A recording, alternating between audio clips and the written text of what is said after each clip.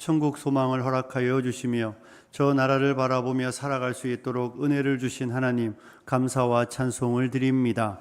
날마다 저 천국을 향하여 한 걸음씩 나아가는 저희들이 되게 하여 주시옵소서.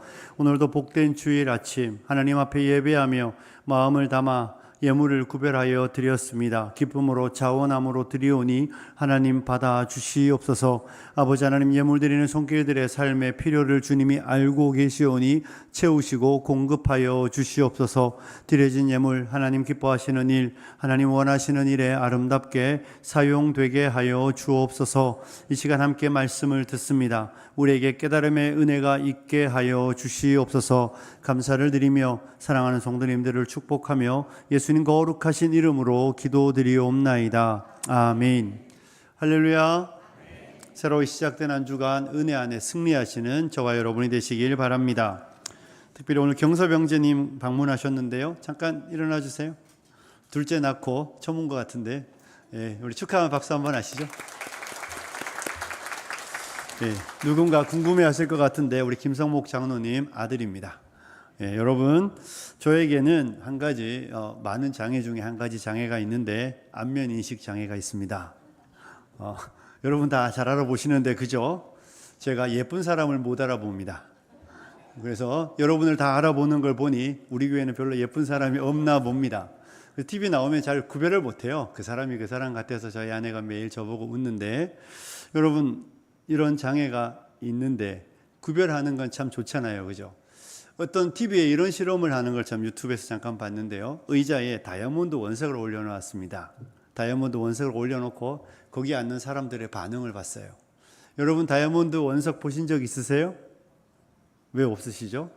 봐도 못 알아봅니다. 그래서 사람들 거기 딱 올려놨는데 사람들이 누구도 신경을 쓰지 않아요. 자기가 앉은 바로 옆에 다이아몬드 원석이 있는데 이게 다이아몬드인지 아무도 못 알아보는 것이죠. 거기 5만 원짜리 올려놨으면 어땠을까요?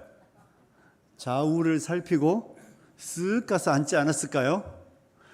5만 원짜리는 구별하는데 그 더 가치 있는 다이아몬드는 구별하지 못하니까 그냥 거기 있어도 계속 거기 있는 거예요. 이것이 가치를 아는 사람과 가치를 모르는 사람이 보이는 태도의 차이인 것입니다. 오늘 우리가 읽은 본문에는 이와 비슷한 내용이 나오고 있습니다. 오늘 본문은 한 소경의 이야기가 소개되고 있습니다. 우리가 읽은 이 누가복음 본문에는 이 소경의 이름이 기록되어 있지 않습니다. 하지만 마가복음 10장에 보면 디메오의 아들 바디메오 이렇게 말하고 있습니다. 왜 바디메오인가 하면 아버지가 디메오여서 그렇습니다. 디메오의 아들이라는 뜻이에요, 바디메오가. 그런데 이 바디메오가 소경이었습니다. 여리고에 있는 소경이었고 이 사람이 구걸하는 걸 보면 부유한 집안의 자녀는 아님이 분명합니다. 이 가난한 소경이 매일 구걸하는 중에 일어나는 사건이 오늘 본문의 내용이죠.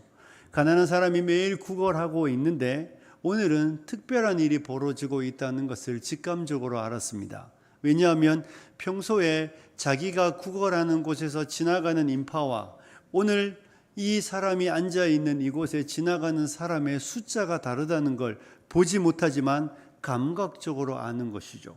많은 무리의 소리가 들리고 많은 사람들의 이야기가 들리며 많은 인파가 지나가고 있는 아주 어수선한 상황이 되고 있다는 것을 이 바디메오는 깨달아 알았습니다. 여러분 우리도 다 알지 않겠습니까? 이게 예배 끝나고 구천면허 나가려고 하는데 평소에 차가 별로 없던 교회 앞에 길이 꽉 막혀 있으면 다 궁금하잖아요. 이게 무슨 일인가 이렇게 묻는 것입니다. 오늘 이 소경도 그와 같은 상황이 발생하게 되자 한 사람이든 누구든 잡았겠지요. 그냥 물으면 누가 대답하겠습니까? 누군가를 잡고 이게 어찌된 일이냐 물었습니다. 물었더니 사람들이 뭐라고 대답했습니까? 우리 37절을 한번 읽어볼까요? 같이 읽겠습니다. 시작. 아멘. 누가 지나가신다고요? 나사렛 예수께서 지나가십니다. 이렇게 사람들이 대답했습니다. 사람들은 이 소경에게 정확한 정보를 주었습니다. 오늘 여기에 지나가는 사람은, 이 많은 무리가 이렇게 모여 있는 이유는 나사렛 출신의 예수가 지나간다는 겁니다. 여러분, 성경에 우리는 예수님 너무 귀한 이름인데 이 당시에 예수는 그렇게 귀한 이름 아니에요. 흔한 이름입니다. 제가 중동 땅에 살 때 여러분, 이슬람의 창시자 모하메드, 중동에 가면 세고 센 이름이 모하메드입니다. 니도 모하마드, 니도 모하마드, 이집도 모하마드입니다. 그래서 사람들은 무함마드라고 할 때 그 앞에 뭘 붙여주는 거예요. 누구네 집 무함마드이냐.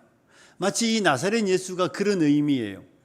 예수라는 이름은 흔한데 그럼 그 예수는 도대체 누구냐라고 물을 때에 갈릴리 나사렛에서 태어나시고 그곳에서 사는 그 예수라는 의미입니다. 그러니 사람들은 생물학적으로 정확한 정보를 이 소경에게 주었습니다. 지난 3년간, 지금 예수님 십자가 지러 가는 상황이니까 지난 3년간 우리 예수님께서 갈릴리 나사렛에서 나신 예수님께서 행하셨던 모든 이적과 기사와 표적을 보며 그를 따랐던 사람들이 이 소경에게 주고 있는 정보는 정확히 나사렛 예수였습니다. 그런데 여러분 38절을 읽어볼까요? 같이 읽겠습니다. 시작. 다윗의 자손 예수여 나를 불쌍히 여기소서 하거늘. 아멘. 여러분은 무엇인가 다르다는 걸 캐치하셔야 합니다. 누군가가 저에게 물었습니다. 목사님 이름이 어떻게 되세요? 이상원 목사입니다. 이렇게 물었더니 갑자기 김현수 목사님. 여러분 이게 말이 안 되잖아요. 그죠? 저를 보고 제가 분명히 지금 방금 전에 이름이 뭐냐고 물어서 이상원 목사 이랬는데 저를 보더니 김현수 목사님 이렇게 부르면 제가 놀랄까요? 안 놀랄까요? 놀래죠. 여러분이 병 생긴 줄 알고. 여러분 이 소경이 지금 들었단 말이에요. 방금 나사렛 예수라고 들었으면 오늘 우리가 읽은 본문이 정상적으로 전개되려면 38절은 어떻게 돼야 되죠? 맹인이 외쳐 이르되 뭐라고 외쳐야 됩니까? 나사렛 예수여 나를 불쌍히 여기소서. 이래야 정상적인 표현이에요. 맹인이 나사렛 예수여 나를 불쌍히 여기소서 외쳐야만 이 사람이 들은 이야기와 이 사람이 입에서 나오는 정보가 동일한 이야기입니다.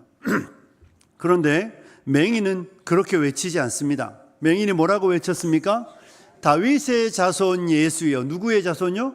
다윗의 자손 예수여 나를 불쌍히 여기소서 외치고 있습니다. 방금 그의 귀에 들어간 정보는 나사렛 예수였고 그의 입에서 나오는 이야기는 다윗의 자손 예수라는 이야기가 오늘 이 본문에 아주 대조적으로 등장하고 있습니다. 여러분은 어떻습니까? 이 두 이야기가 얼마나 큰 차이인지 직감하시겠습니까?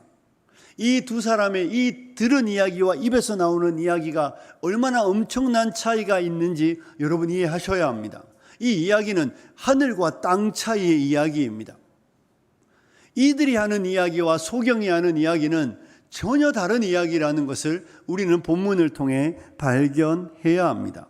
왜 다른 이야기일까요? 사람들이 이 나사렛 예수라는 정보는 그들이 예수가 누구신지 이해하는 수준이 예수는 나사렛에서 나신 그리고 기적을 행하고 이적을 행하는 능력 있는 어떤 한 사람, 그 이름이 예수라는 것입니다. 사람들의 이야기는 그들 앞에 지나가고 있으며 지난 3년간 그들을 가르치고 그들에게 기적과 이적을 행하며 표적을 나타내 보이셨던 그분은 사람 가운데 탁월한 예수라는 나사렛 출신, 이렇게 대답되는 것입니다. 그런데 이 소경이 하는 이야기는 전혀 다른 이야기입니다. 왜 다른 건지 여러분 이해하시겠습니까? 마태복음 1장 1절을 혹시 암송하십니까? 아브라함과 다윗의 자손 예수 그리스도의 세계라 이렇게 되어 있습니다.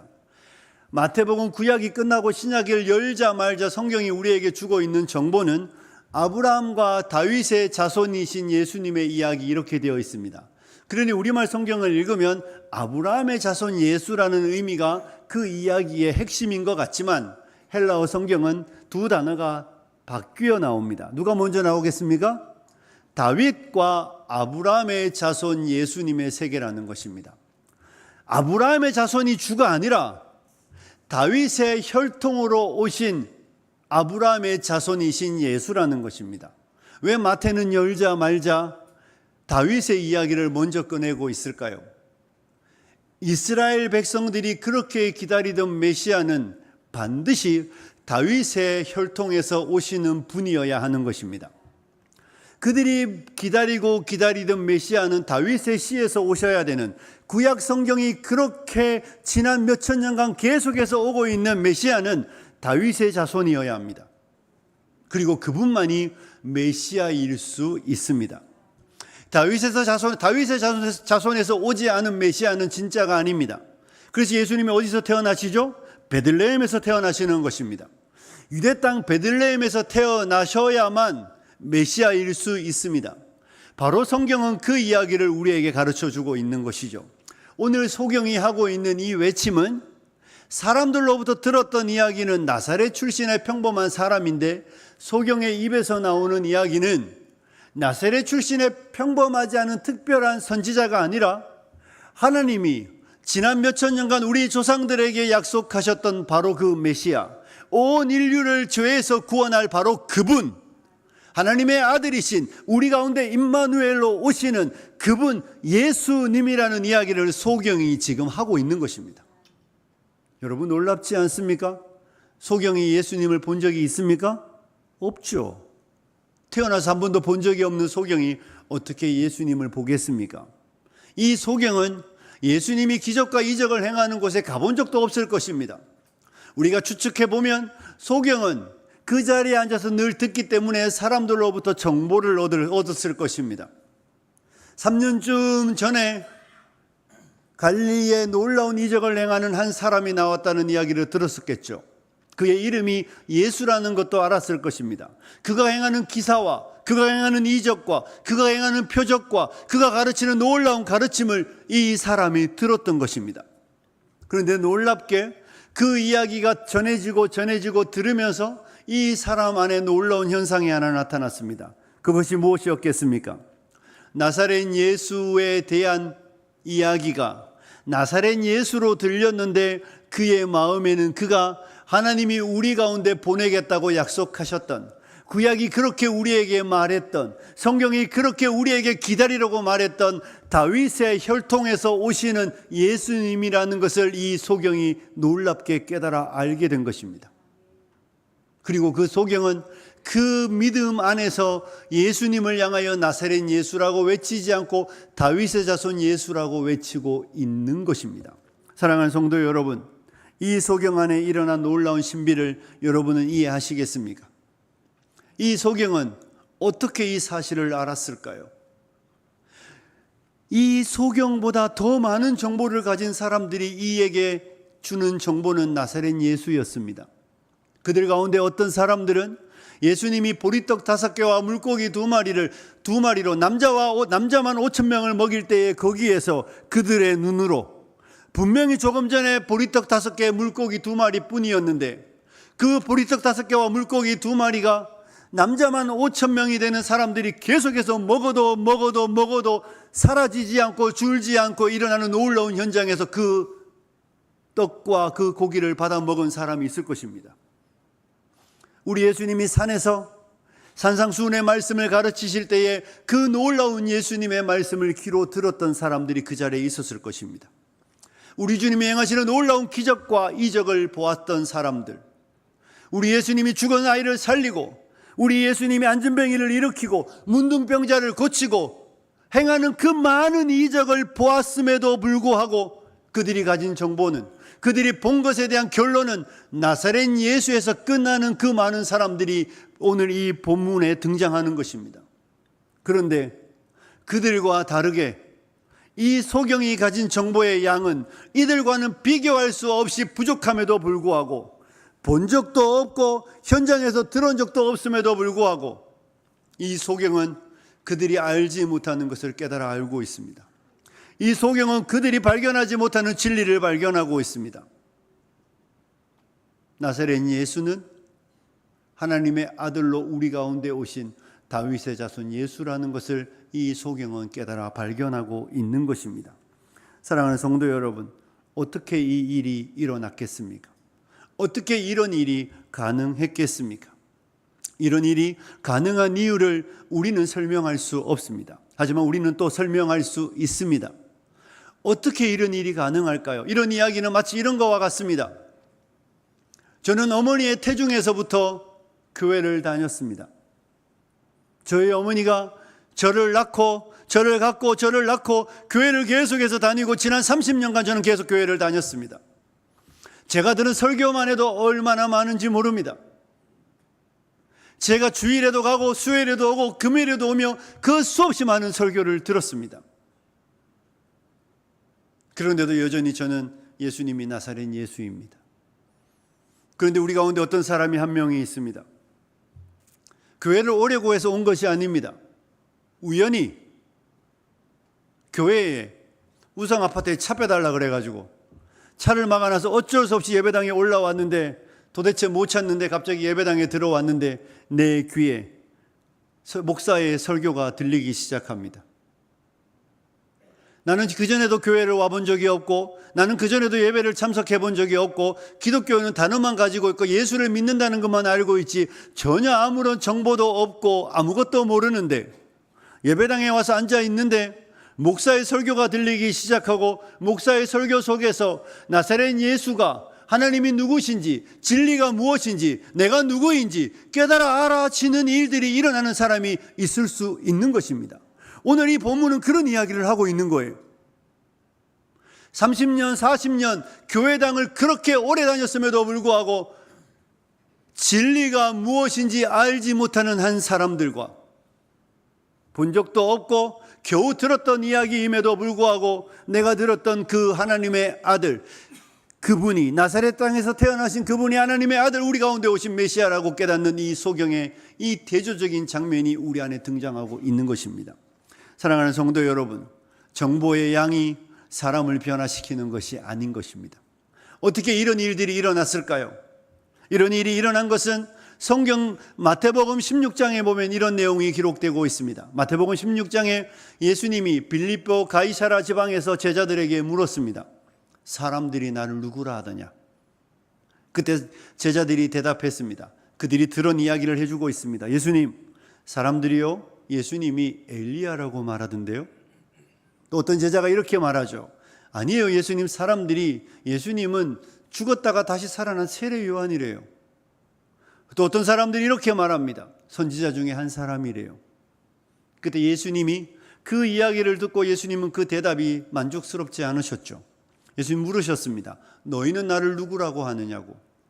그때 시몬 베드로가 뭐라고 말했습니까? 주는 그리스도시요 살아계신 하나님의 아들입니다. 그때 예수님이 베드로를 향하여 베드로야 네가 참 똑똑하구나 이렇게 말하지 않습니다. 예수님이 뭐라고 이야기하십니까? 마태복음 16장 17절을 한번 띄워주십시오. 함께 읽을까요? 시작.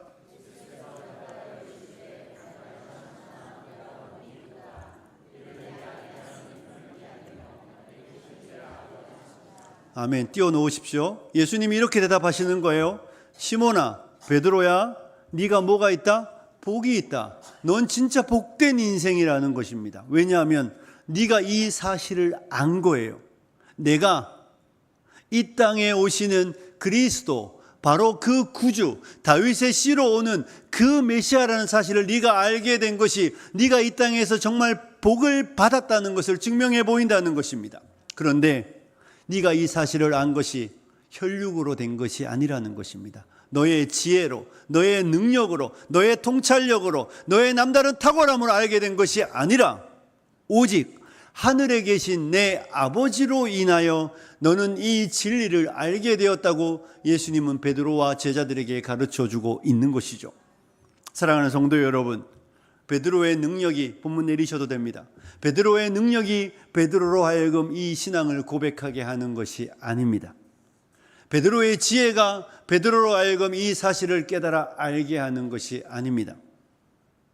하나님께서 그에게 그 진리를 깨달아 알게 하셨음을 성경은 우리에게 분명히 가르쳐주고 있는 것입니다.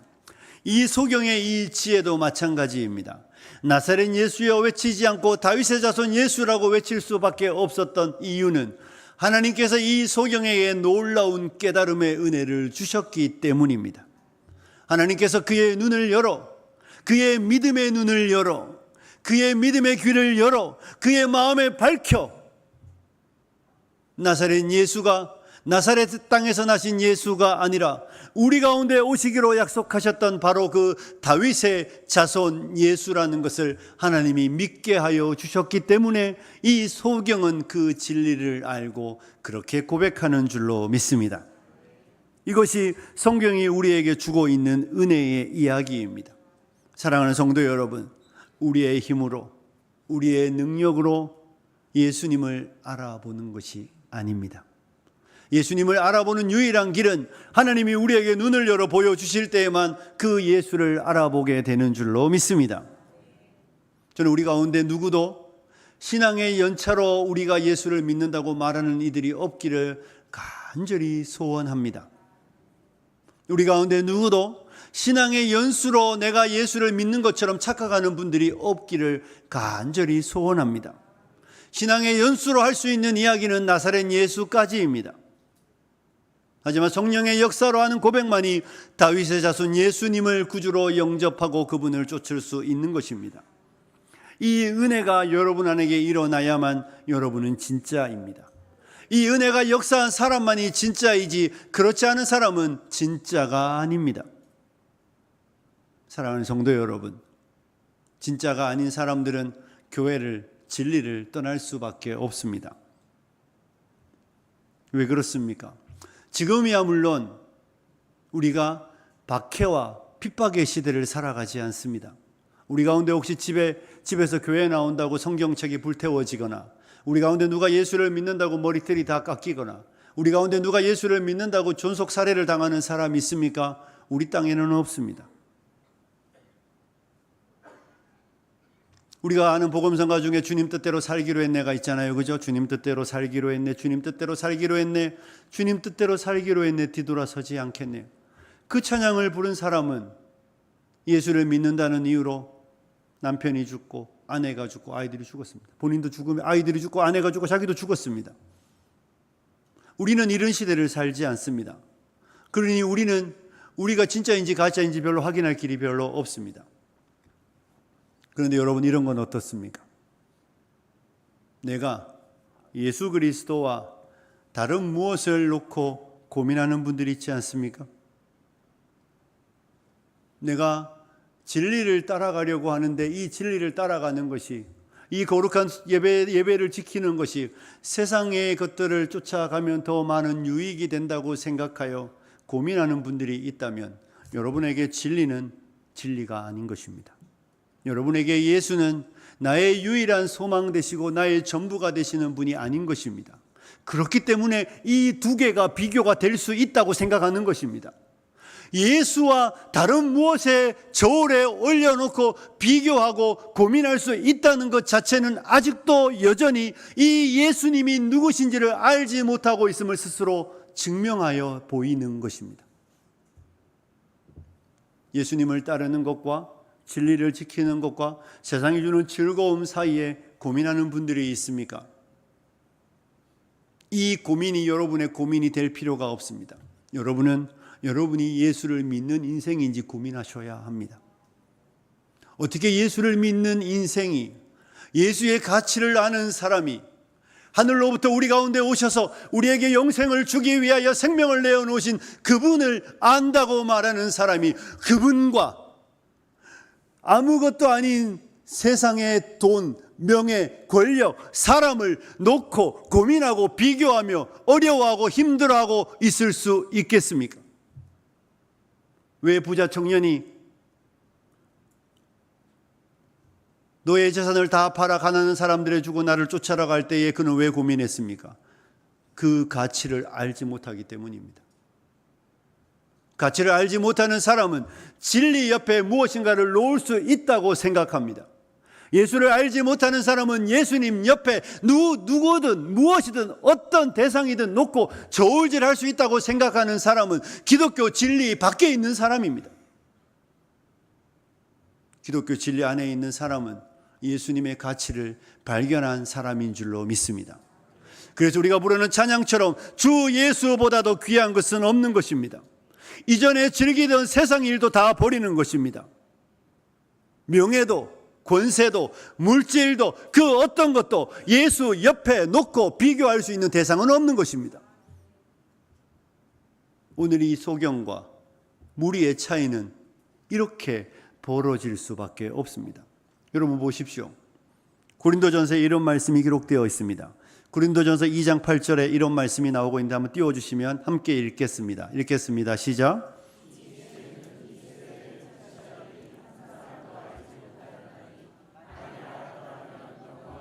십자가에 못 박지 아니하였으리라. 아멘. 열어놓으십시오. 이 지혜는, 다시 한번 띄워주십시오. 이 지혜는 무엇이겠습니까? 하나님의 지혜입니다. 하나님의 지혜가 무엇입니까? 십자가에 달린 예수입니다.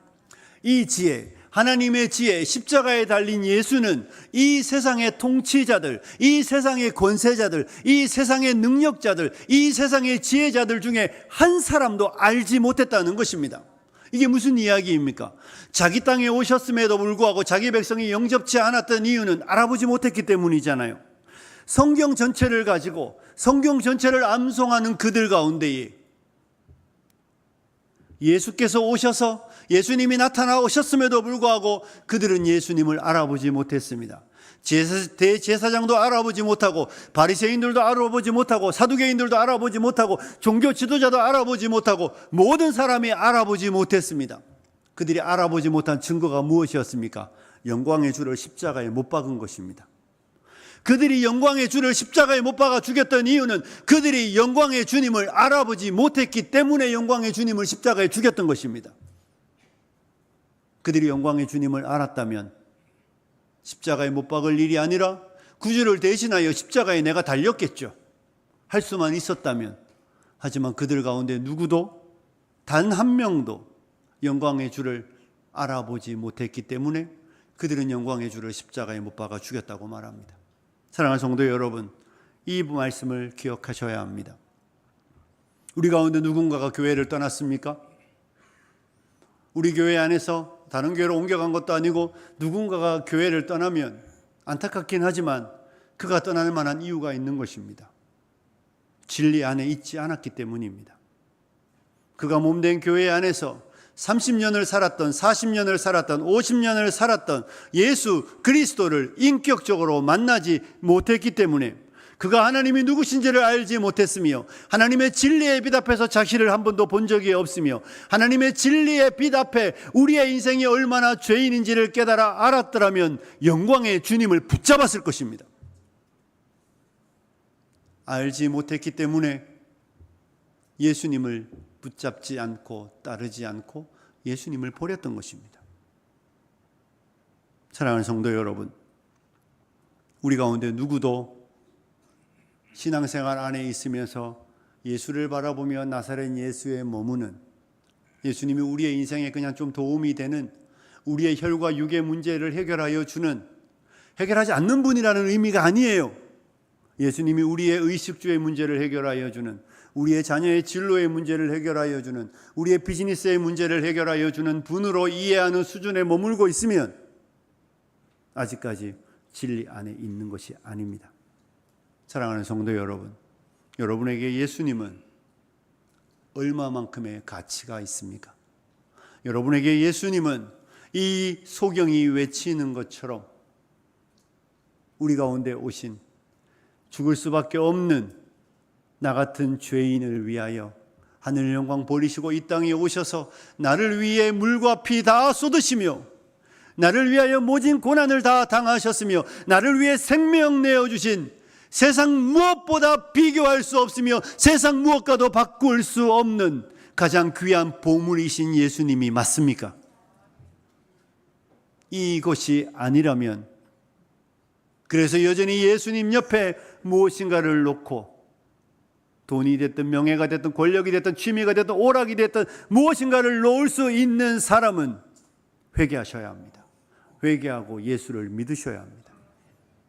사랑하는 성도 여러분, 이 소경에게 놀라운 은혜가 그렇게 주어진 것입니다. 여러분에게 혹시 이런 은혜가 주어졌다면 여러분은 정말 인생의 복된 사람인 줄로 믿습니다. 더 이상 복이 필요하지 않은 사람입니다. 더 이상 어떤 다른 은혜가 여러분에게 더 이상 필요하지 않습니다. 여러분이 하나님을 알아보았고 예수님을 알아보았으며 나를 알아보았다면,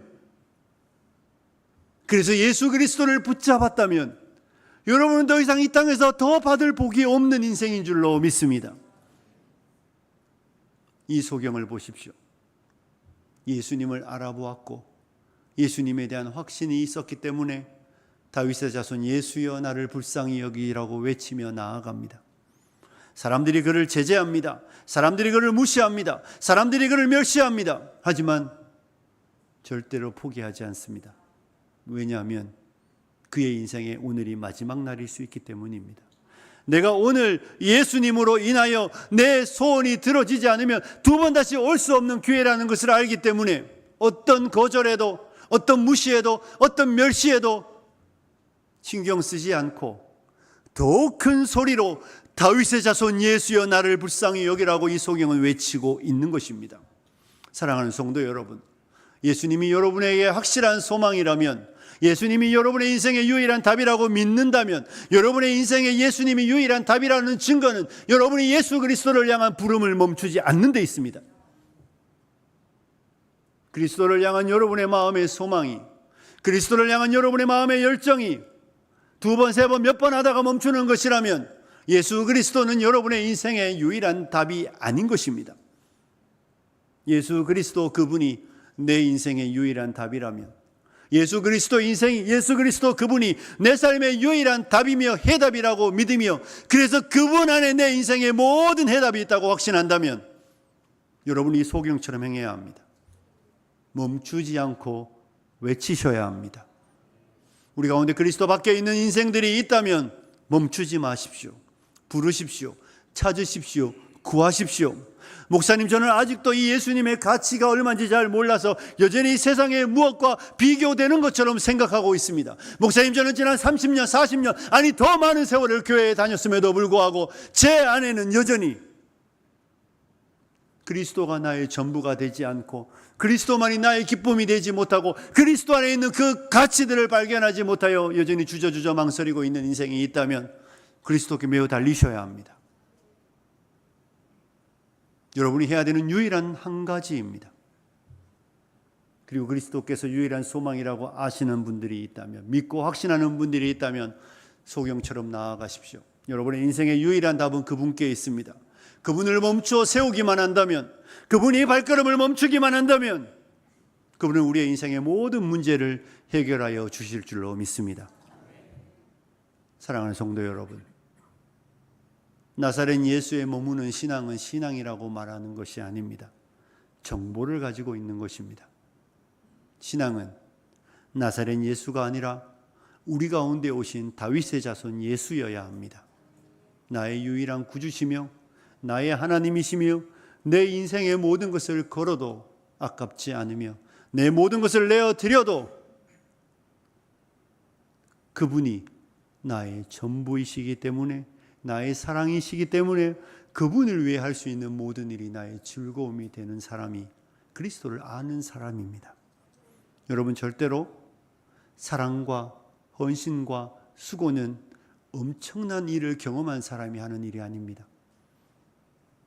엄청난 은혜를 받은 사람이, 암에서 고침받은 사람이, 눈을 뜬 소경이, 죽었다가 살아난 사람이 그의 인생을 드리는 게 아니라 예수님의 가치를 아는 모든 인생은, 예수님의 가치를 아는 모든 사람은, 예수님이 누구신지를 알게 된 모든 사람은 즐거이 기쁨으로 자원함으로 내 모든 것을 주께 내어드리는 일들이 일어난다는 것을 믿으시기를 축복합니다.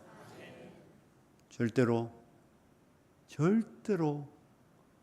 무엇인가 엄청난 일들을 세상에서 받는 사람이 헌신하는 게 아니라 예수를 알면, 예수님을 만나면 예수 그리스도 그분을 내 인생의 구주로 진짜로 모시는 일이 얼마나 영광스러운지를 알게 된 사람, 그 그리스도인은 이 소경이 예수를 따르는 것처럼 그의 인생을 그리스도께 드리게 되어 있습니다. 그리스도께 드리고 그리스도를 따르며 그리스도를 위해 헌신하는 건 거듭 말씀드리지만 엄청난 일이 있어야 일어나는 일이 아니라 진짜 예수를 만나는 사람 안에는 다 일어나야 되는 일입니다. 그리고 그들이 하나님의 백성이며 그들이 구원받은 성도입니다. 말씀을 정리합니다. 사랑하는 성도 여러분, 여러분에게 예수님은 누구십니까? 여러분 마음속에 성령께서 놀라운 일을 여러분 마음에 이루셨습니까? 그래서 하나님의 아들 예수를 내 마음에 모시고 내 마음속에 예수님으로 인하여 모든 것을 가진 자로 인하여 기쁨이 충만하십니까? 그래서 예수 그리스도 그분 안에서 한없는 기쁨과 평강과 은혜를 누리고 있습니까?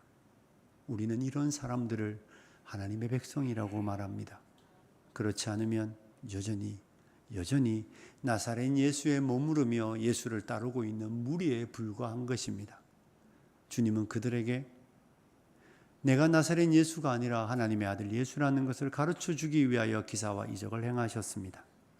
우리 안에도 계속해서 많은 말씀이 여러분에게 전파되는 이유는 여러분의 삶의 어떤 피로의 윤택함을 위해서가 아니라 여러분도 우리 모두도 예수를 나사렛 예수로 알고 따르는 인생이 아니라 내 인생의 전부가 되시고 내 인생의 모든 것이 되시며 내 삶을 다 내어드려도 아깝지 않은 하나님의 아들 예수라는 것을 알게 하여 믿게 하시려고 오늘도 설교가 여러분에게 선포되고 있는 것입니다. 우리 모든 성도님들이 이 은혜를 알고 이 은혜에 감격함으로 즐거이 기쁨으로 주님을 찾고 구하며 만나며 동행하는 그런 은혜가 여러분에게 넘치시기를 주님의 이름으로 축복합니다. 기도하겠습니다. 고마우신 하나님, 우리 가운데 아들 예수님을 보내셔서 우리로 하여금 예루살렘에서 시작한 복음이 이 한국 땅에 전파되어 우리가 예수를 믿게 하시니 감사와 찬송을 드립니다. 예수님의 가치를 알아보지 못하는 인생에 머물러 있지 않게 하시고 예수님을 발견하며 알며 예수님이 누구신지를 알아 예수님께 우리의 인생을 의탁하고 맡겨드리며 주님을 따르는 영광을 우리에게 허락하시니 감사합니다.